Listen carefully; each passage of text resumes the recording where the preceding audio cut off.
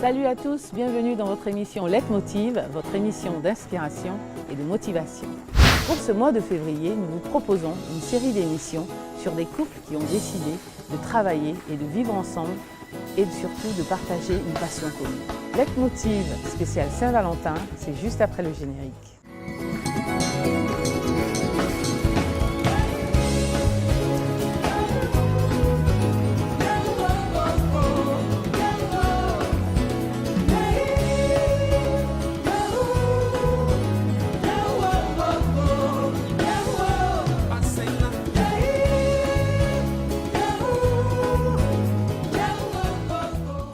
Madame Goran, bonsoir. Bonsoir Corinne. Bonsoir Corinne. Merci d'avoir accepté notre invitation et merci de justement vouloir partager votre histoire avec tous nos téléspectateurs. C'est pour nous un grand privilège et un honneur. Pour démarrer cette émission, pouvez-vous vous présenter à nos téléspectateurs? Je suis Emile Goran, professeur de physique-chimie depuis 31 ans. Voilà, je suis un mordu du sport, c'est ma passion. Et puis j'ai une deuxième passion, je pense que c'est la première d'ailleurs, j'aime Dieu.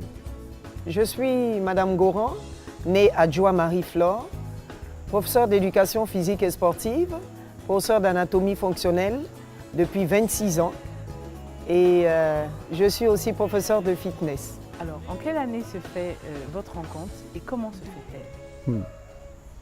Alors, nous nous sommes rencontrés en 1986. Je vous dis que cette rencontre a été le fait du hasard. Parce que donc, je reçois à la maison un ami commun, voilà, qui avait pour, je dirais, camarade, ma cousine. Et je lui dis, écoute, est-ce que tu peux me déposer au campus où j'ai eu un match de volleyball ce jour-là, c'était un samedi. Il me dit, ok, je pourrais le faire, mais seulement, je vais t'accompagner chez une de mes amies qui a souhaité avoir ma voiture pour faire des courses, d'accord? Donc, elle aussi, comme par hasard, avait match au campus parce qu'elle jouait du basket. Et donc, il me dépose chez elle. J'arrive chez Flore. À la grande surprise, c'est quelqu'un que je voyais déjà sur le terrain, mais que je n'avais pas le courage d'approcher. Voilà. Et donc là, j'avais l'opportunité de faire le chemin avec elle. Tu n'avais surtout pas eu l'occasion de la connaître. Non, pas du tout. Ouais. C'est pour ça que j'ai dit que ça a été le feu du hasard. Et c'est là que, bon, voilà, notre aventure a commencé. Tu as quelque chose à ajouter, Flore? Oui Corinne, j'ai quelque chose à ajouter parce que le jour où il est arrivé chez moi, comme il est très grand, il avait le visage au-dessus du portail. Et dès que je l'ai vu, j'ai dit non, ça c'est mon mari. Parce que moi, j'avais des critères de choix pour choisir vraiment mon mari. Et tout de suite, j'ai été impressionnée. Et c'est comme ça que c'est parti. Oh, en tout cas, félicitations. Merci beaucoup. Très belle rencontre. Merci. Alors, quelque temps après, vous allez connaître une période de séparation qui aura duré 4 ans due à vos études, qui a failli mettre un terme à votre relation d'ailleurs. Comment avez-vous vécu chacun de votre côté cette période? Celui-là, je pense que c'est toi qui dois parler. Hein. D'accord. Bon, après mes études ici à l'INJS, j'ai eu l'occasion d'avoir une bourse d'études et début de l'année 87, je suis partie au Canada pour continuer mes études. Et pendant 4 ans, nous n'avons pas eu assez de contact. C'est seulement la première année où on était tout le temps en contact, mais malheureusement, à un moment donné, je lui ai dit, bon, je pense qu'il faut qu'on se sépare. Parce que, vu la distance, vu les problèmes personnels, et c'est comme ça qu'on s'est séparés. C'était difficile, pour lui comme pour moi. Mais en fin de compte, on s'est quand même séparés. Corinne, elle allait trop vite.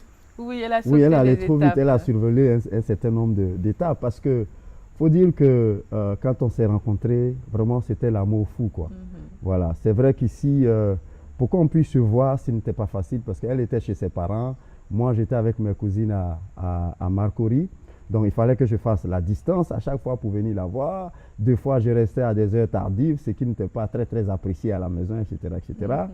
Et puis, bon, voilà, elle a l'opportunité d'avoir cette bourse et elle part pour le Canada. Waouh! Alors, comment on va vivre ça, cette idylle extraordinaire? Tenez-vous bien que le 27 novembre où elle célèbre son anniversaire, chaque 27 novembre, donc, j'allais dans une entreprise de vente de fleurs ici. Donc, je payais le bouquet de fleurs avec plein de roses rouges comme ça. Et tu faisais livrer lui était livré chez elle au Canada. Wow. Donc, quand elle revenait des cours comme ça, le 27 novembre, elle avait son bouquet Toujours sur la cette belle table. surprise. Chaque année, c'était comme ça. La première année, ça a été comme ça. Et puis ensuite, d'autres moments encore, la Saint-Valentin, je lui offrais des fleurs. D'ici, elle recevait les fleurs là-bas. Donc, c'était vraiment des moments inoubliables. Inoubliables. Malgré la distance, l'amour était là. On se parlait très, très, très souvent. Chaque fin de semaine, en tout cas, j'appelais au Canada. Donc, c'était beaucoup d'argent que je dépensais pour pouvoir entretenir cette relation.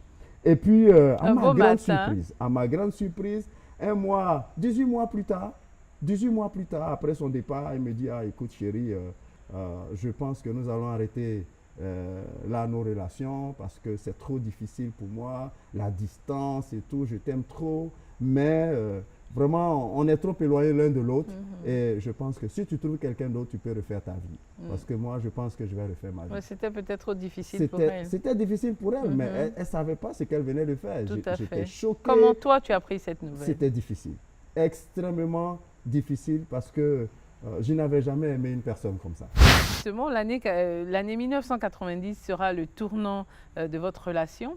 C'est le retour de Flore à Abidjan qui décide justement de te reconquérir parce qu'elle se rend compte que finalement tu es l'amour de sa vie. Après toutes ces années, elle se rend compte qu'elle ne peut pas vivre sans toi. Alors, racontez-nous cette période de votre vie de couple. Bon, quand je suis revenue du Canada, j'étais convaincue que c'était l'homme de ma vie. J'étais convaincue à 100%. Oui, parce que tu avais eu le temps de bien réfléchir, exactement, de mûrir tout ça. Mais je savais qu'il était dans une relation. Donc ça n'allait pas être aussi facile. Tout à fait. Mais quand même, j'ai continué à l'inviter, à passer du temps avec lui. Et c'est comme ça que petit à petit, nous avons repris la relation. Oui, mais c'était fini. Tu arrives du Canada. Comment tu reprends contact avec lui, justement? Alors, comment ça s'est passé? Oui. Je sais qu'il était un peu réticent, puisqu'il avait quelqu'un aussi dans sa vie. Comme j'avais son numéro de téléphone, j'ai essayé de le joindre et je suis allée chez lui. Et c'est comme ça que nous avons commencé à communiquer et puis à nous retrouver. Quelques années après, vous allez décider de vous marier, mais tout ne se passera pas comme vous voulez. Quelles étaient les difficultés que vous avez rencontrées à cette époque et pourquoi vous ne vous êtes pas découragé justement à aucun moment? Alors, on a rencontré des difficultés de plusieurs ordres. D'abord, la famille, la belle famille, et puis ensuite, le fait que nous n'habitions pas ensemble. Elle était chez ses parents, moi j'étais chez moi. Et se voir devenait difficile. Elle avait déjà 29 ans, 30 ans, mais elle vivait encore à la maison. Parce que c'était une règle de la famille, tant que tu n'es pas marié, tu ne quittes pas la maison. Voilà. Donc ça devenait difficile de se voir. Et on avait commencé donc à faire des projets ensemble. Et un de ces projets, c'était de se marier pour nous retrouver, pour pouvoir bâtir une vie beaucoup plus stable. Voilà. On a accepté de reporter à 2 reprises le mariage. Et puis, bon, pendant ce temps, on s'est dit, bon, écoutez, en 92, au lieu d'attendre le mariage en 93, on va faire un enfant. Donc, c'est comme ça qu'on a mis en route un enfant, notre premier garçon. D'ailleurs, on a oublié de dire qu'on a 2 garçons, un de 24 ans et le deuxième, il a 19 ans. Super. Voilà, les 2 étudient en France actuellement. Donc maintenant, il faut faire la fille. Non. Dieu nous a donné 2 et on les adore et par la grâce de Dieu, c'est merveilleux comme ça. Voilà, donc c'est parti comme ça. On a fait le garçon et ça a rendu encore plus difficile la situation parce que dans cette famille-là, tant qu'on n'est pas marié, on ne doit pas faire d'enfants. Entre-temps, je rencontre des évangéliques, j'étudie la Bible alors qu'on était catholique, donc j'étudie la Bible et puis bon, à un moment donné, je prends la décision de changer de religion carrément parce que j'ai étudié la Bible, j'ai vu ce que la Bible m'avait enseigné et tout. Et voilà, j'avais donc décidé de donner une certaine allure à ma vie, quoi. Voilà. Et tout ça a contribué encore à envenimer la situation. Voilà. Chérie, tu veux ajouter quelque chose? Oui, j'ai quelque chose à ajouter. En fait, en 93, quand on a décidé de se marier, c'est vrai que 2 fois avant cette 3e fois, mes parents avaient décidé qu'on rejette le mariage. Et c'est ce qui s'était passé. Mais la troisième fois, il fallait que je prenne une décision. Bien sûr. D'accord. Mon père étant parlementaire, le mariage était prévu le 11 décembre 1993. Et avec le décès de feu le président de la République, donc le mariage ne pouvait pas, bien sûr, se célébrer. Et j'ai pris ma décision. Et j'ai décidé de me marier le 11 décembre, sans la famille. C'est ce que j'ai fait. Ça a été très difficile pour moi, mais je sais que la veille de mon mariage, mon mari m'a dit, si on ne se marie pas, on ne se marie plus. Ben oui, parce que quand même, 3 fois. Et j'ai pris peur. J'ai pris peur parce que c'était l'homme de ma vie. Antécédent. Voilà. Donc, c'était l'homme de ma vie, c'était l'homme que j'aimais.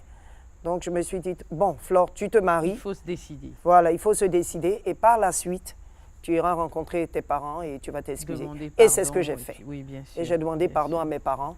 Et plus tard, nous sommes devenus de grands amis. Surtout, mon mari était vraiment très lié à mes parents. Oui, comme quoi la patience et le temps font beaucoup de choses, arrangent les choses. Arrangent les choses. Tout à fait. Mais ce qu'il faut ajouter, c'est que on peut être face à des difficultés, mais si on est déterminé et si on a la même vision, on a fait des projets ensemble, on doit se battre pour cela. Oui. On doit se battre pour réaliser ses rêves. Il y a toujours cette communication, exactement, voilà. Pour pouvoir parler, échanger et trouver des solutions. Effectivement. À un moment donné, non, il fallait que je mette un peu de pression pour lui dire, écoute, on a eu un enfant ensemble.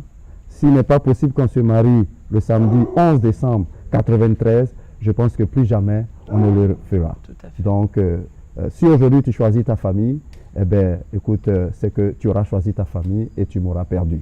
Alors, finalement, contre vents et marées, vous allez vous marier et vivre ensemble. Oui. Qu'est-ce que vous gardez comme souvenir de votre vie de jeune couple? Beaucoup de choses. Beaucoup de choses parce que déjà, on avait une passion. Notre passion, c'est le sport. Je l'ai rencontré dans le sport et je pratique le sport. Donc, je suis amené à voyager beaucoup, soit en compétition, soit avec des délégations. Et il ne se passe pas un seul jour où je n'appelle pas ma femme. Donc, on reste toujours en contact. Et quand nous sommes ensemble ici à Abidjan, on est aux compétitions ensemble, on va donc au stade, soit regarder un match de basket, soit mon match de volleyball. Je vous assure, tous les mouvements que je faisais sur le terrain de volleyball, les enfants peuvent mimer ça. Hein. Donc ma femme sait exactement comment je me comporte sur le terrain, etc., etc. Donc on était partout ensemble et on avait un défi. On s'est dit, écoutez, ça a été très difficile d'arriver au mariage. Donc le défi, c'est de réussir sur le mariage. Exactement. Voilà. Donc notre vie de jeune couple, c'était basé sur beaucoup de communication, beaucoup d'humilité. On se pardonnait vraiment beaucoup, mutuellement. On ne se couchait pas avec la colère. Voilà, c'est des choses comme ça, mais en réalité, c'est des choses qu'on a apprises dans la Bible.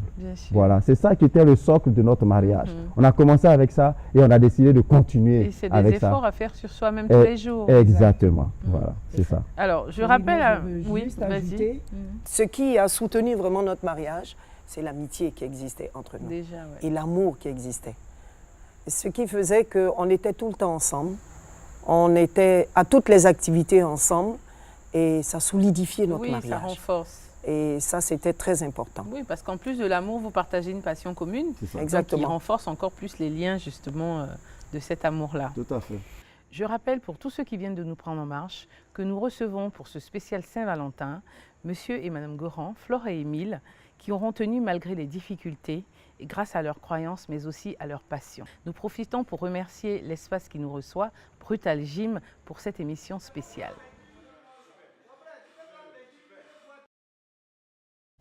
Alors, Monsieur, Madame Goran, notre présence ici n'est pas un hasard. Parlez-nous de cette passion que vous partagez et qui, en quelque sorte, vous a unis.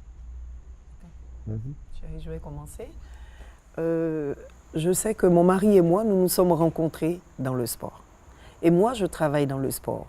Lui, il a été un athlète de haut niveau et sa passion est toujours présente. Il est tout le temps en train de continuer à faire son activité physique. Je veux vraiment profiter de cette antenne pour inviter tout le monde à pratiquer une activité physique et sportive de façon régulière. Pourquoi? Parce que le sport, en fait, c'est la santé mentale Tout à fait. et la santé physique. Ce que je vais ajouter, c'est qu'est-ce que cette passion-là apporte dans notre foyer. Voilà. Je pense que parfois, c'est pour moi un échappatoire. Un échappatoire en ce sens que quand je suis en phase facilement irritable, ce que je fais, je vais en salle de gym. Voilà. Et là, je suis prêt à soulever des charges assez lourdes pour pouvoir oublier, vider et tout ça. Et quand je rentre à la maison, je suis complètement retapé, requinqué. Oui. D'accord? Et donc ça m'aide dans ce sens-là. Mais ce qu'il faut savoir, c'est ce que le sport apporte à nous-mêmes en tant que mari et femme. Voilà, en tant que mari et femme. Honnêtement, bon, je ne vais pas rentrer dans les détails d'intimité et autres, mais le sport nous retape. Oui. Voilà, nous requinque et nous retape. Voilà. Non, il faut le dire. Parce que, oui, on peut dire que le sport contribue au bien-être mental et, je dirais, physique.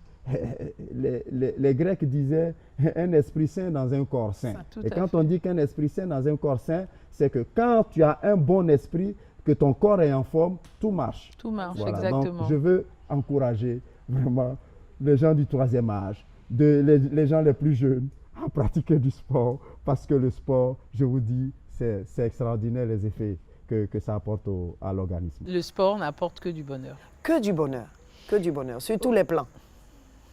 Super. Alors, elle a bien dit sur tous les plans. Sur tous les plans. Oui, mental, physique, intimité, tous les plans. Alors j'ai intérêt à m'y mettre. Hein. Oui. Alors aujourd'hui, après 23 ans de mariage, qu'est-ce qui fait votre fierté? Surtout que beaucoup de gens pensaient que ce couple n'allait pas vraiment durer. Vas-y chérie. Moi, ce qui fait ma fierté dans ce mariage, d'abord, il y a une chose qui est très claire, c'est que notre mariage a été fondé sur Dieu. Si Dieu n'était pas la base de notre mariage, je ne pense pas qu'aujourd'hui on sera ensemble. Parce qu'on est tellement différents. On vient de différentes familles, différentes études, mentalités, et c'était presque sûr qu'on ne pourrait pas rester autant longtemps ensemble. Mais qu'est-ce qui était le socle? Dieu, mais l'amour, l'amitié. Mais moi, en tant que femme, ce qui me permet de pouvoir bien vivre mon mariage et réussir mon mariage, c'est d'abord qu'est-ce que Dieu me demande de faire et ce que je fais. La première des choses, c'est que mon mari, je le considère comme le chef de la famille. Mon chef est le chef des enfants. C'est ça. Et je l'aime pour ça. Et du coup, tu as vu comment il t'a regardé? Oui, lui-même, il sait ça. C'est mon amour. J'aime tellement mon mari. Et je sais que Dieu me demande d'être soumise à mon mari. Ce n'est pas de l'esclavage. Tout à fait. C'est l'écouter, donner mon avis, mais si nos avis ne vont pas ensemble, n'aillent pas dans la même direction, c'est son avis qui va passer. Et autre chose, c'est le respect que je lui dois. Donc, le fait que je mette ça en pratique, que j'écoute plus et je me taise, parce que nous, les femmes, on aime beaucoup parler. D'accord? Donc, si on écoute plus et on parle moins, je pense que ça va marcher dans le mariage. Et c'est ce que j'essaie de faire tous les jours. C'est ce que j'essaie de faire. Et vraiment, je suis très heureuse dans ce mariage. Et je prie Dieu que ce mariage puisse continuer toute la vie. Ça va continuer. Ce que je vais ajouter, c'est que pour ces 23 ans, c'est 23 ans de communication. Oui, tout à fait. De communication. J'ai toujours demandé à mon épouse, en fin de semaine, de me dire qu'est-ce que j'ai fait qui l'a blessé. Chaque fin de semaine, chaque vendredi, toutes les semaines, vous faites un chaque bilan. vendredi, on s'assoit et on fait le bilan. Je lui dis, qu'est-ce que j'ai fait durant toute la semaine qui t'a blessé? Et elle aussi, elle me pose la même question. Et vice-versa. Et avec honnêteté, on dit, et on s'excuse, et on reprend la semaine suivante. Tout à fait, voilà, parce que tu ça. reconnais. Donc, humilité, communication, aussi l'intimité. Intimité. Dieu nous a mis ensemble, mari et femme, pour que nous ayons des moments passionnants. Voilà, ça peut être, il ne faut pas que ce soit monotone, il faut changer un peu d'endroit, quitter la maison, sortir un peu. Voilà, c'est tout ça qui vient pour agrémenter Tout à les fait. choses. Surtout que maintenant, vos enfants sont grands, ils ne sont pas là, Exactement, vous vous retrouvez tous les deux. C'est le Exactement. moment de profiter de ces instants. Corinne, je te dis que c'est ça même. Parce qu'on a toute la maison pour nous. Exact. Voilà, on a toute la maison pour nous. Voilà. Et, Donc, en quelque sorte, parfois, c'est une façon de vous laisser le temps de vous C'est reconquérir encore ça. et encore et encore. c'est ça. Bien que chaque jour, on parle aux enfants sur WhatsApp, sur tous les réseaux sociaux, grâce à tous les réseaux sociaux et tout ça, mais après, on se retrouve face to face. Tout à fait. Et là, écoute, voilà, il faut que je parle à ma femme, il faut qu'elle me parle. C'est Donc, ça. j'ai appris à communiquer, j'ai appris à parler aussi. Hein. D'ailleurs, même depuis que l'émission a commencé, tu as vu que je parle un peu plus. Et bien même. Mais j'ai appris à parler parce que ma femme aime parler. Si elle est en face de quelqu'un qui ne parle pas, qui est toujours Oui, il y devant aura la un télé sans rien problème, dire, c'est il clair. faut que je lui exprime ce que... Donc quand je Ce qu'elle sors, attend. je dois lui raconter la journée telle qu'elle l'aurait fait. Ce que Voilà. j'aime bien. Ce que Voilà, j'aime. et ce qu'elle aime bien. Donc c'est tout ça qui vient agrémenter notre mariage. Et puis bon, pour nos 15 ans, je l'ai invité à Bruxelles. Voilà, pour nos 25 ans, par la grâce de Dieu, ce sera à Washington. Super. Oui, oui, ça c'est déjà programmé, Wow. ce sera à Washington. Donc des choses comme ça pour pouvoir agrémenter les choses. Tout à Et fait. on n'a qu'une seule vie à vivre. Exactement. Voilà, et il faut la vivre vraiment. Et la voilà, plus- et après 25 ans, après 30 ans, 35 ans de mariage, je pense que justement, c'est toujours surprendre en fait l'autre. Exactement. C'est ça qui apporte ça. vraiment toujours un Mais plus derrière, à c'est- cet amour, à cette c'est relation. une grâce. C'est vraiment une grâce parce que avoir l'épouse que j'ai, je dis c'est une grâce. Vivre avec elle autant d'années, c'est une grâce. Quand je regarde mes deux garçons, c'est une grâce. Et donc, je suis convaincu que Dieu l'avait prévu pour moi. Tout à fait. D'accord, l'avait prévu pour moi et Dieu C'est continue de nous écrit bénir et de c'est cette façon. scellé. Et Dieu Voilà. t'avait promis pour moi Ah, aussi. comme tu dis. Oh. Aujourd'hui, quels conseils pouvez-vous donner justement à tous ces couples qui nous suivent et qui ont des problèmes d'incompatibilité après leur mariage? Bon, la première chose que je veux dire, c'est que le mariage est une institution de Dieu.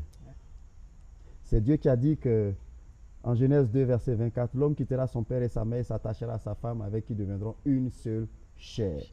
C'est Dieu qui a dit aussi qu'en Proverbe 18, verset 22, que celui qui a trouvé une femme a trouvé le bonheur. Celui qui a trouvé une femme intelligente a reçu un cadeau de Dieu. Comment Dieu peut-il faire une faveur à un homme en lui donnant une femme? D'accord? Cette femme qui a été tirée de sa côte, comment peut-il faire ça? Et qu'après, ils aient des incompatibilités au point qu'ils ne puissent plus vivre ensemble. Il y aura toujours des difficultés. Il n'y a pas de mariage sans problème. bien Il n'y a sûr. pas de mariage sans difficulté. Comme j'ai dit, c'est l'humilité, la communication et une bonne intimité. Moi, je veux dire un mot par rapport aux femmes. En fait, ce que je pense, c'est que un meilleur mariage, un mariage qui est réussi, de toutes les façons, il faut savoir qu'il y aura toujours des conflits. D'accord? Mais maintenant, quand il y a conflit, qu'est-ce qu'il faut faire en tant que femme? D'abord, en discuter avec son mari, écouter son mari, surtout pardonner et oublier. Parce que quand on n'oublie pas, ben, il y aura toujours des soucis. Dès qu'il y a un problème, allez hop, on rappelle l'ancien problème. Et ça n'aide pas pour l'amitié et l'amour. Alors, Émile et Flore, merci beaucoup pour tous ces détails de votre vie. Merci d'avoir partagé votre parcours, votre amour, votre bonheur, vos inquiétudes avec tous nos téléspectateurs qui, je pense, se sont fait un plaisir de vous écouter. Merci pour tous ces conseils. Juste avant de vous confier à Bibi pour la rubrique du vrai ou du faux, nous vous souhaitons le meilleur avenir pour vous et toute votre famille. Merci beaucoup, Corinne. Alors, mesdames et messieurs, quant à moi, je vous donne rendez-vous la semaine prochaine pour un nouveau numéro de Leitmotiv. Et d'ici là, que Dieu vous garde.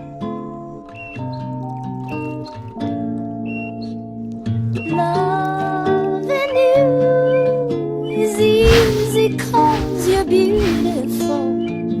Monsieur et Madame Ngoran, c'est parti pour le vrai ou faux. Ok. Alors, Monsieur Ngoran, vrai ou faux, vous avez un gros fait pour les femmes qui ont de longs cheveux. C'est vrai, j'adore et j'adore passer la main dans les cheveux. Comment ça se fait que votre femme a de cheveux courts? Simplement parce qu'elle les a coupés sans me prévenir. Alors, vrai ou faux, Madame Ngoran, vous détestez faire la cuisine. Vrai ou faux? Vrai. Pourquoi? Parce que ça me prend trop de temps. Et puis, ça me fatigue. Alors qu'elle sait que j'aime ça. Alors, la dernière question. Monsieur et Madame Ngoran, quelles sont vos qualités et défauts respectifs? Les qualités de mon épouse, ma très chère et tendre épouse, c'est une femme dynamique. C'est une femme qui se bat pour le couple, pour la famille, pour les enfants, qui adore ses enfants. Et c'est une femme qui aime. Ça, c'est les qualités. Ça, c'est les qualités. Alors, les défauts. Défaut, elle n'aime pas faire la cuisine. Et puis, elle est parfois facilement irritable. D'accord, alors Madame Goron? Moi, les qualités de mon mari, c'est que c'est un homme qui est bon. Il a un bon cœur. Il aime donner, il est généreux, il aime partager. Et il aime les autres, il aime l'homme. Et il m'aime. Oh, qu'est-ce que c'est mignon. Alors, quels sont ses défauts? Ses défauts, eh ben, c'est que quelquefois, il me parle durement. C'est ça. Merci à monsieur et madame Goran d'avoir participé à notre rubrique Vrai ou Faux. Nous vous donnons rendez-vous la semaine prochaine pour un nouveau numéro. Ciao, ciao!